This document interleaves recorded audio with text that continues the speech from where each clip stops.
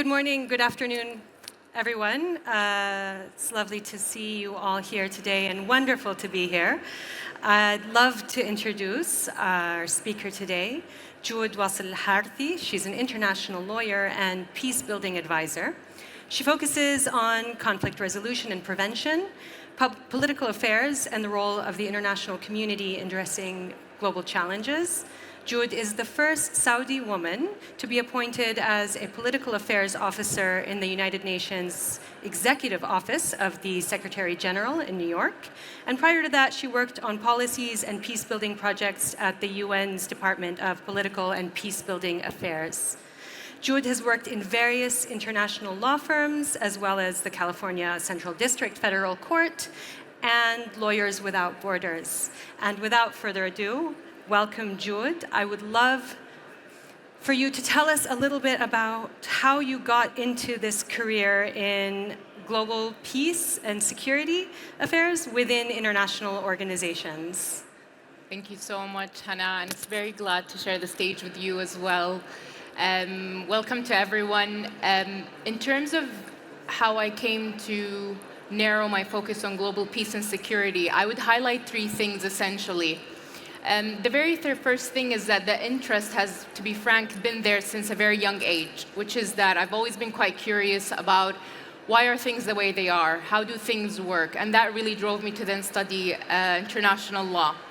During my studies, I'm sure all of you know from your years of schooling that there's so much to learn from textbooks. But really now that I can look back at my time in international organizations, I can tell you that nothing can prepare you or teach you enough about international organizations and the field of international law, humanitarian, global peace and security, multilateralism, such as experience.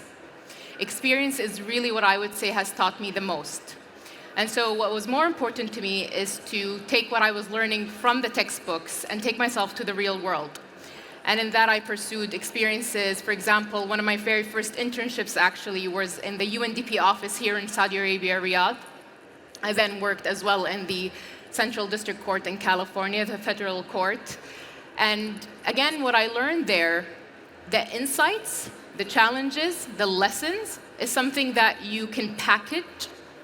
And that package is how you learn your strengths and how you can carry that with you then to your next. It's pivotal moments, and they're more of stepping stones rather than destinations.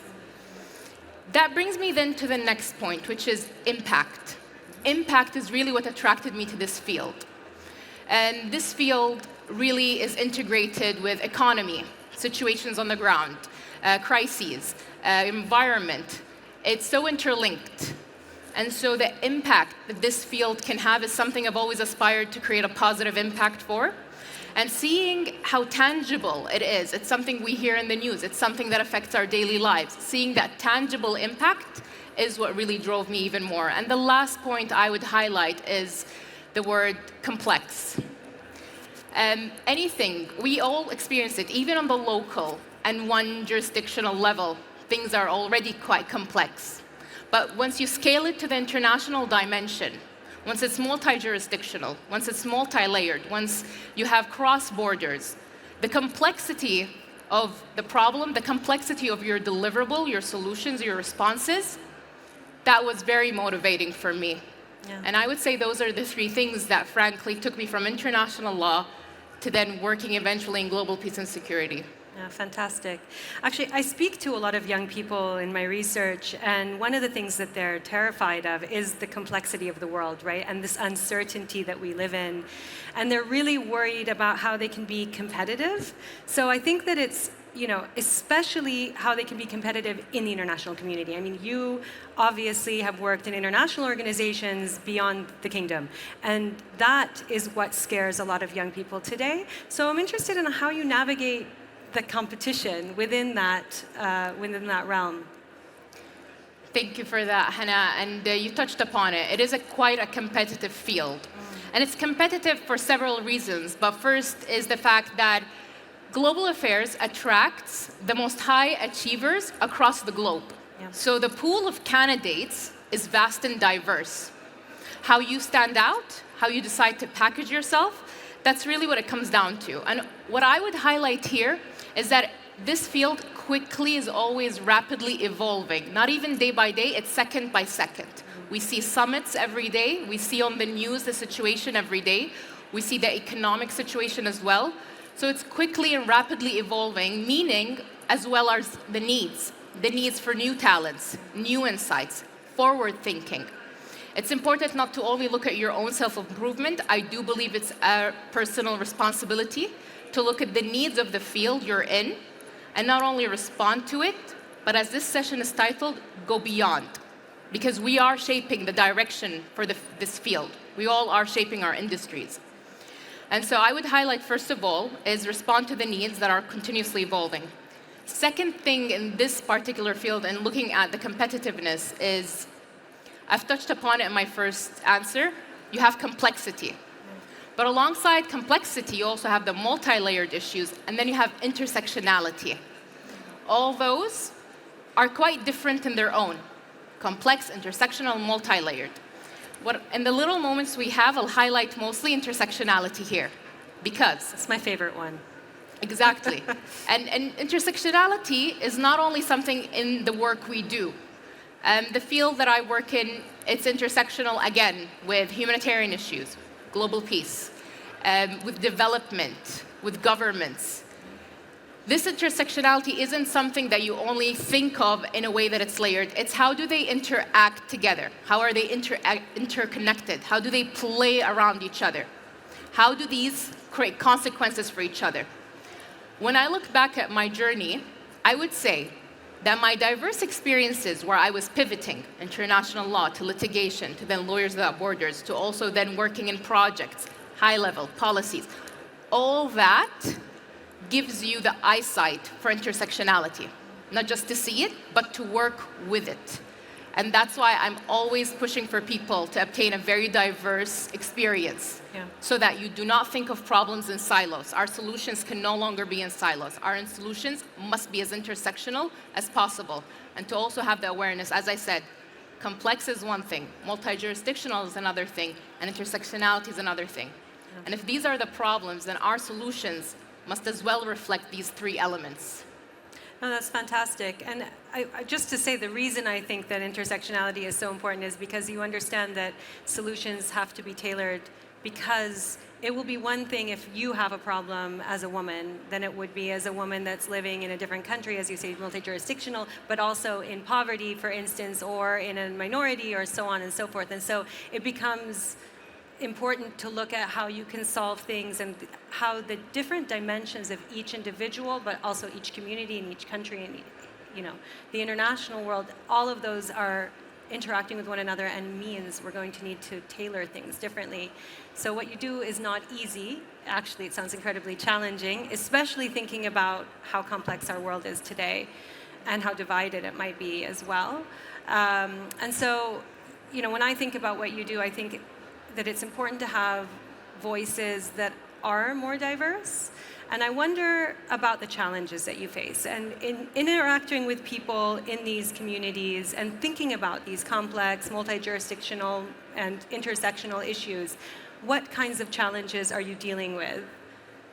That's very well put, Hannah. Thank you. Each field has its challenges. I would say certain challenges are quite unique to this specific global affairs, global peace and security. Of the many challenges, I'll highlight for you three. I would say number one, and it's particularly because of the work I focus on in conflict transformation, conflict management, creating sustainable solutions. Number one is making quick decisions. The situation is always rapidly evolving. And we see that, as I said, per second, not only per day, not only per month or per week. So the ability to make quick, efficient decisions with a mitigation plan for risks is extremely critical. There will always be risks. So strategic planning for that has to be included. And to make these quick decisions very confidently, we see a huge difference in terms of positive impact in which decisions are made. It's not necessarily that the faster the better, but the real thing we're seeking for is how fast can our response be to be as efficient as possible? And so that's the #1 challenge.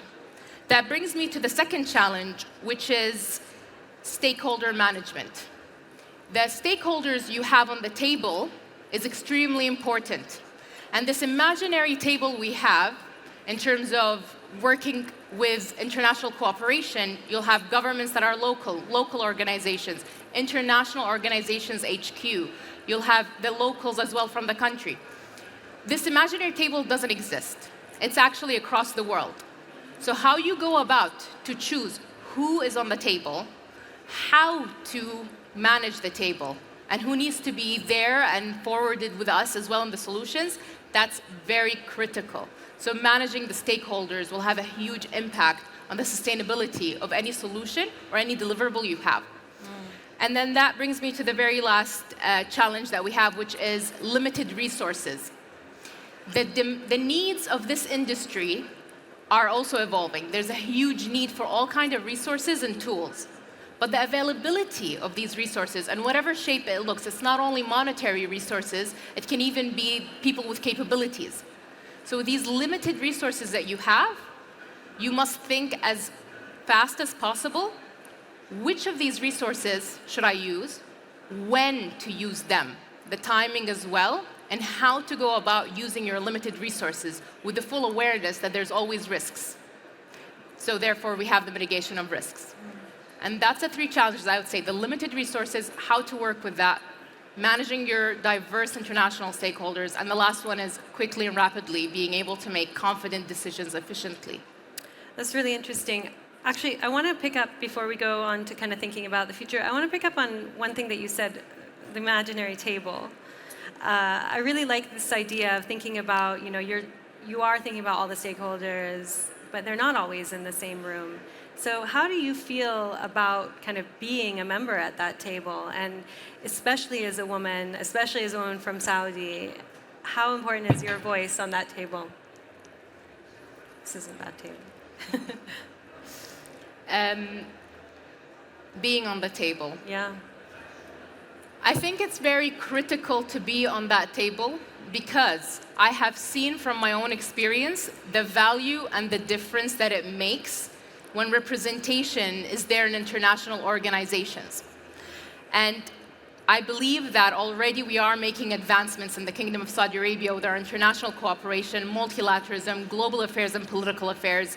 And these advancements, I do view that it is our responsibility, as all of us as ambassadors for the country, to scale it up.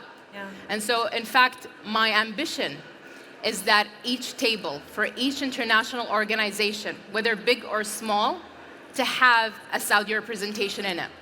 That representation is not only of benefit for us, but in fact, it is a benefit for the world. Yeah. And the reason for that is when representation is done right, you will see that the sustainability of international cooperation and multilateralism, and it will be enhanced and advanced.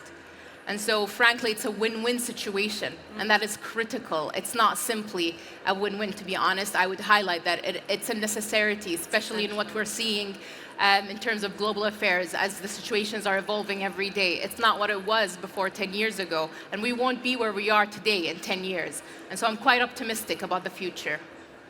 I love that you're optimistic. We need more optimistic people that are at the table pushing for the brighter outcomes, and especially that can envision a more peaceful world and work toward building peace and a place where people can thrive and develop their capabilities.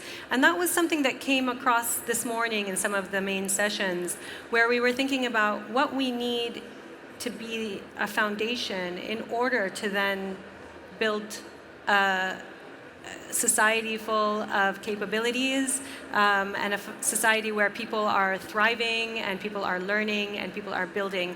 And one of the, I think, the things that was really interesting that was brought up was this idea to be able to make a choice. And I think, without the security, it would be really difficult to make choices. And I think that, I wondered if you wanted to speak to that a little bit more.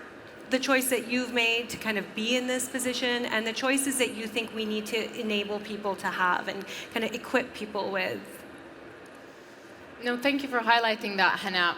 The choices we all make are important because they should be, and I would emphasize, strategic choices. The strategic choices we make both on the international level, the national level, but also the personal level. See, it is my belief, and I've seen it within my own journey, that each one will feed into each other. My personal decisions then escalated on the national level, taking it to the international dimension. And what I want to emphasize as well is that that decision, that choice, is to be made by each and every individual in this room, in the country, across the world. Every industry is represented and needed in international cooperation. So whatever your talent, your capability is, it is your responsibility to scale it up to the international community. And I say it's a responsibility because, frankly, fostering that talent, the benefits and I would say, the achievements and the reward will be on a global positive impact. And so I do believe raising capabilities is both on a personal, national, and international responsibility. Yeah, and it's interesting because your choice to go into law opened up so many doors for you, right? And did you think that you were going to be in the field of peace building when you made that choice? That's an interesting question. Foresight is important, of course. I think ambition is important. Strategic planning is important.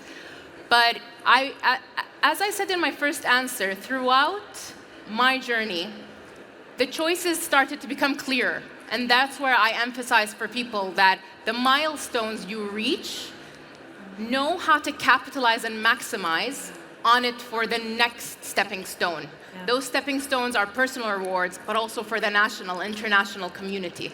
Did I know going into law? I had my interest, I had my ambition. I remember reading textbooks about international cooperation and multilateralism.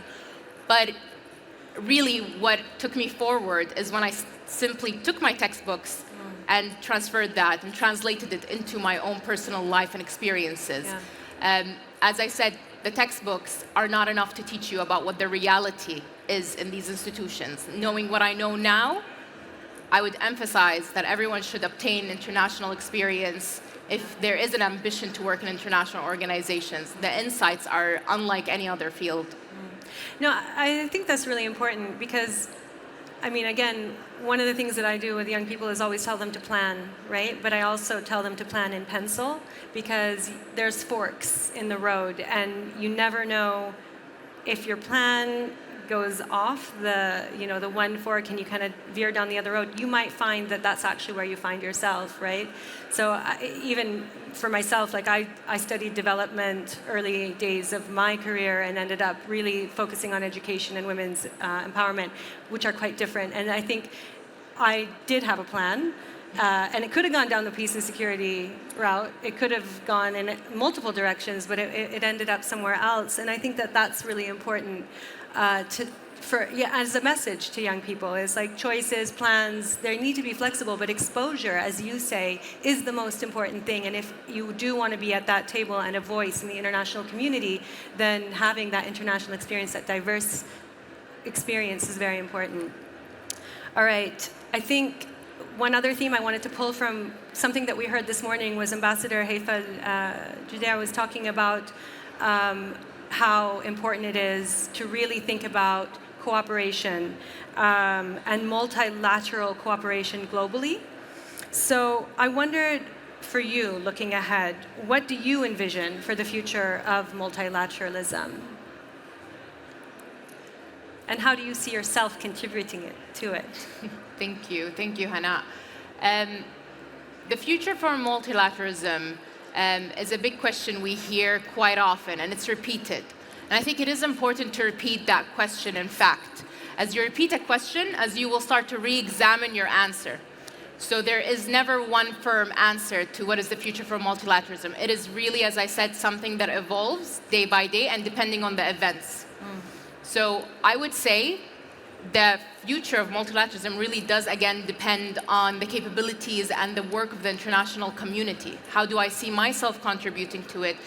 I see myself contributing on the global level and continuing to do so in representation for the international, for representation for us in the international community.